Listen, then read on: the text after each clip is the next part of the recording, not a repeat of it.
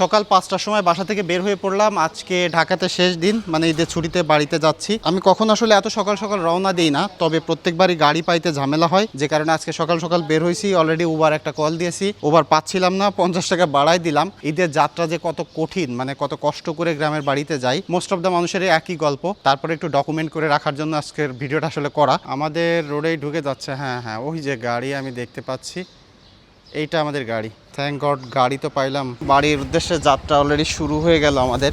গতবার যাওয়ার সময় আমরা জ্যাম পাইছিলাম অনেক, ওই যে ধোলাইপাড়। এখানে সব গরুর গাড়ি দেখতেছি। এখানে মনে হয় বড় গরুর হাট আছে। যেখানে গরুর হাট হয় এলাকার অবস্থা পুরাই খারাপ হয়ে যায়। আলহামদুলিল্লাহ আজকে রাস্তা অনেক ফাঁকা পাইছি। সকালে আসার সুবিধা আমি আজকে বুঝতে পারলাম। এই দিকেই নামাই দিন। তো রাস্তা আজকে ফাঁকাই আছে, নেমে পড়ো। ব্যাগটা অনেক ভারী। এই হলো চারিদিকের অবস্থা। ভাবছিলাম যে সকাল সকাল এসে একটু ফাঁকা পাবো, আমার কথা শুনতে পাচ্ছেন কিনা জানি না, তবে চারিদিকে অলরেডি সবাই সকাল সকাল চলে আসছে। এখন টিকিট খুঁজে বের করার পালা। আমি জানি না কোন দিকে যাব। আচ্ছা, খুব বেশি আসলে সিরিয়াল ধরতে হয়নি। এখন আমাদের জিনিসপত্র আনতে হবে, গাড়ি এখানে এসে দাঁড়াবে। সো আমি এত দ্রুত টিকিট পেয়ে যাব কল্পনাও করিনি। আলহামদুলিল্লাহ আজকের জার্নিটা অনেক স্মুথ হচ্ছে। এখন এই ব্যাগ বহন করতে হবে। ব্যাগ নাও, চলো। হ্যাঁ হ্যাঁ, একটু গাড়ি দেখেন, মানে পুরা সব লোকজনে ভরা। আজকে আর আগামীকালের মধ্যে মনে হয় সবাই বাড়ি চলে যাবে। নর্মালি প্রতি ঈদে এরকমই অবস্থা হয়ে থাকে, এবারও তার ব্যতিক্রম নাই। তবে এবার গাড়ি পেয়ে গেছি অনেক দ্রুত, এটার জন্য ভালো লাগতেছে। আচ্ছা আচ্ছা, এটা আমাদের গাড়ি, চলো চলো। আচ্ছা, ব্যাগ নিয়ে তো একসাথে যাওয়া মুশকিল। ওকে চলো।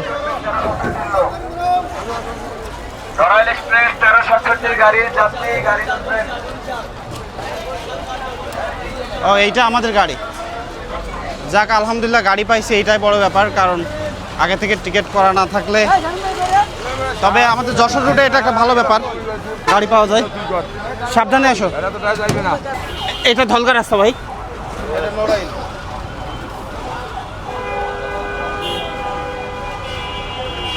ওকে, প্লেসমেন্টটা হয়ে গেল সুন্দরভাবে। টিকিটটা দেন, থ্যাংক ইউ। সো এই গাড়ির পুরা সব গাড়ি 10-15 মিনিটে ফুল হয়ে যাচ্ছে। চারিদিকে অবস্থা একই। এখন আসলে বাড়ি যাইতে পারলেই হয় আলহামদুলিল্লাহ। সিট পেয়েছো? আচ্ছা দাঁড়াও, এটা আমি ঠিক করি। চাপ দাও। ওকে, বসতে পারছো? ওকে, এখন ব্যাগ রাখো। কতগুলো ব্যাগ নিয়ে আসছি। প্রতিবারই এই একই অবস্থা হয়। আচ্ছা, ফ্যান তো মাথার পরে আছে, ঠিক আছে, ভেরি গুড। আমরা বাসা থেকে বের হইলাম কয়টায়? 5টায় না 6টার মধ্যে আমরা ধোলাইপাড়ে এসে বাস পেয়ে গেছি। আমার মনে হয় যে 10-15 মিনিটের মধ্যে আমরা বাস ছেড়ে দিবে আর কি। তার মানে আমরা হোপফুলি অনেক দ্রুতই চলে যেতে পারবো। আমি যতদিন ঢাকায় থাকি কখনো আসলে এত সকাল সকাল বাসা থেকে বের হইনি। For the very first time এটাই হইল। আপু একটু দেখে চাপ দিন। তো সকাল সকাল আসলে একটু সুবিধা আছে, যেটার পোটেনশিয়ালিটি আজকে আমি পাইলাম। সো নেক্সট টাইম বের হইলে সকাল সকালই বের হবো আর কি।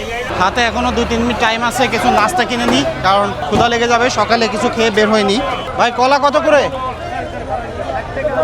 হ্যাঁ না, এক পিস কত? 15? সিরিয়াসলি? আর সিঙ্গাড়া 10 টাকা। সো নাস্তা কিনে ফেললাম, গাড়িতে যাইতে হবে এখন। এই হলো আশেপাশের অবস্থা।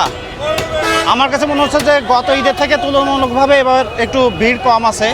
মোটামুটি যাতায়াত করার জন্য মানুষ আসলে মনে হয় আগের থেকেই পাস হয়ে গেছে। ফাইনালি আমাদের বাস ছেড়ে দিল, ঢাকা থেকে আমরা বের হয়ে যাচ্ছি। আলহামদুলিল্লাহ এত সকাল সকাল কখনো যাইতে পারিনি।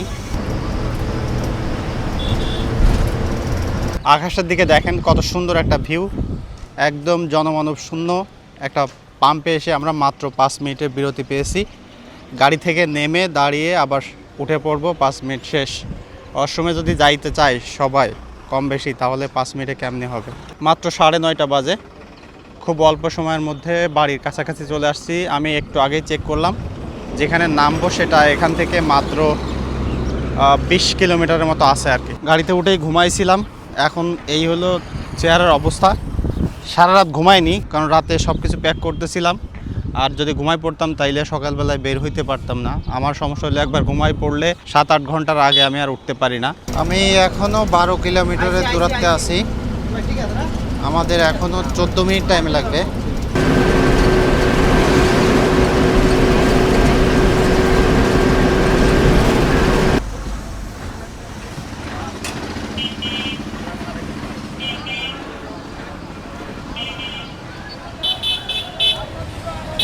হ্যাঁ, এটা আমাদের।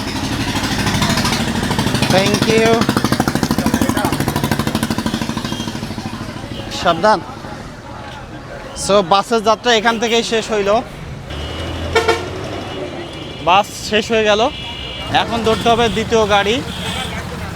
প্রথম আমাদের মানে সব থেকে সিগনিফিক্যান্ট পার্টটা আমাদের জার্নি শেষ হয়ে গেছে, এখন যাইতে হবে হলো ওই ছোটো গাড়িতে। নেমেই তাজা লিচু দেখতে পারলাম, কি অবস্থা, অনেক ভারী। এটাই যাবো, এটা হ্যাঁ বসুন্ধিয়া যাবো। হ্যাঁ বসুন্ধিয়া। ব্যাগটা উঠান ভাই, এটা সাবধানে ঢুকায় না।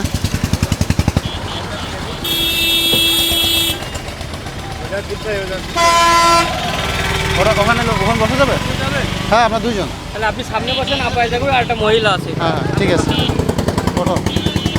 এখন এই গাড়িতে আমাদের ট্রাভেল করতে হবে প্রায় 5-7 কিলোমিটার, তারপর আবার অন্য গাড়ি চেঞ্জ করতে হবে। আপাতত এইটা যাই, তারপরে বাকিটা দেখাবো আর কি। সো এখানে আমি আমার সিটটা পেয়েছি, আর ওই পাশে বসছে আর কি। এই হইলো আমার অবস্থা, এভাবে আছি বৈশা। ভাই হলো পাইলট, গাড়ি চালাবে। হ্যাঁ, জায়গাটা তো অনেক সুন্দর।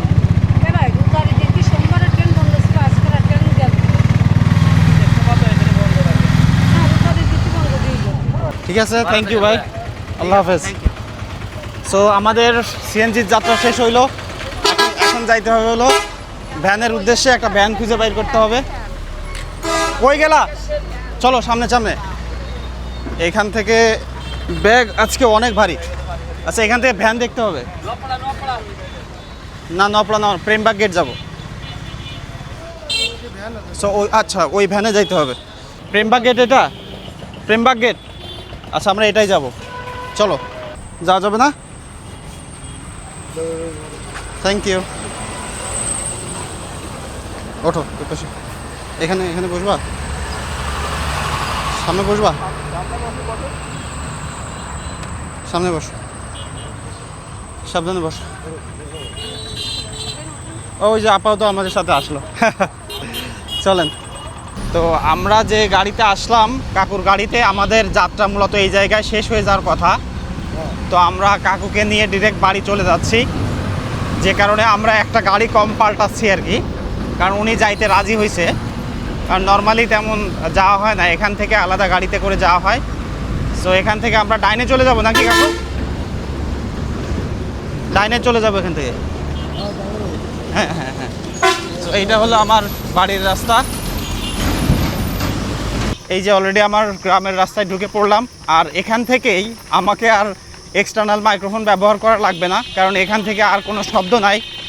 মেইন রোডের ঢাকা শহরের যত যা ট্রাভেল করলাম এখনো পর্যন্ত, সব জায়গা থেকে এখানে আসার পরে মনে হইলো যে লাইফে একটা কাম কোয়াইট প্লেসে আসলাম, যেখানে নিজেকে একটু মানে স্বস্তি বোধ করতেছি আর কি। তো এখানেও মোটামুটি অটো চলা শুরু হয়েছে, বাট স্টিল আশেপাশে শব্দ নাই আর কি। আর গুরুত্বপূর্ণ একটা কথা বলা হয় নাই, আজকে এই আসার সময় যত ভিডিও করলাম সব কিন্তু আইফোন 13 প্রো দিয়ে, অর্থাৎ গ্রামে আসার সময় 13 প্রো নিয়ে আসছি, আরও বেশ কয়েকটা ফোন নিয়ে আসছি। এবং এই যে ভিডিও দেখতেছেন, এটাতে কোনো প্রকার কালার গ্রেডিং করব না। আপনারা অনেকেই বলেন যে ভাই as it is colour grading দরকার। আর এখন আমি যাচ্ছি একটু উঁচু নিচু রাস্তা দিয়ে, এখানে স্টেবিলিটিটা দেখে নেন। এখন সেলফি ক্যামেরা দিয়ে শ্যুট করতেছি আর কি।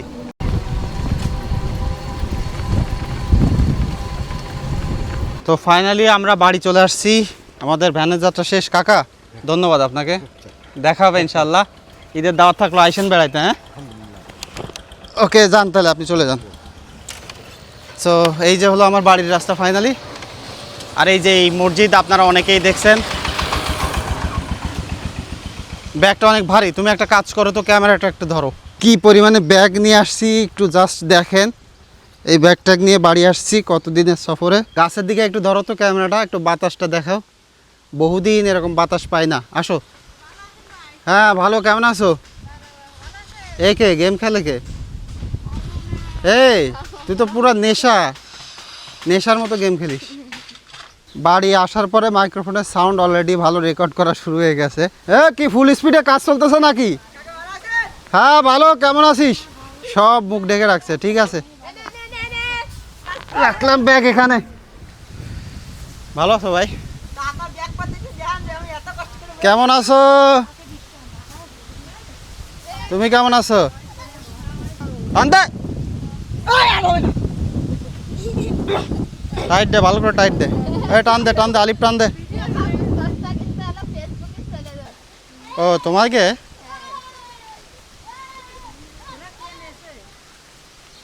গরু পুষবা নাকি? রাসেলের গরু কবে থেকে আইলো?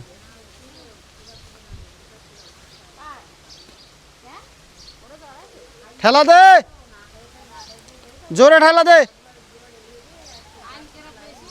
সাবধানে।